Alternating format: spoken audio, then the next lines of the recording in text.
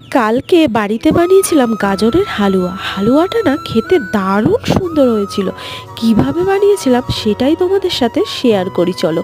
আমি নিয়েছিলাম 4-5টা মতো গাজর, সেটাকে এইভাবে এই যন্ত্রের সাহায্যে ভালো করে কুড়িয়ে নিয়েছিলাম। গাজরগুলো সুন্দর করে কুড়ানোর পর আমি কিছুটা কাজু কিশমিশ জলে ভিজিয়ে দিলাম। এদিকে কড়াইতে দিয়ে দিলাম পরিমাণ মতো ঘি। তোমরা তেলও দিতে পারো, তবে ঘিতে টেস্টটা আরও বেশি ভালো হয়। তারপরে কুড়িয়ে রাখা গাজরগুলো দিয়ে সামান্য একটু নুন ছড়িয়ে নাড়তে লাগলাম। যেই একটু ভাজা ভাজা হয়ে এলো দিয়ে দিলাম পরিমাণ মতো দুধ। 4-5টা গাজরে দিয়েছিলাম 500 মতো দুধ। এখানে কিছুটা কাজু কিশমিশ আর তেজপাতাও দিয়ে দিলাম। আর দিয়েছিলাম 1 চামচ মতো চিনি, কারণ গাজরটা এমনিই মিষ্টি ছিল।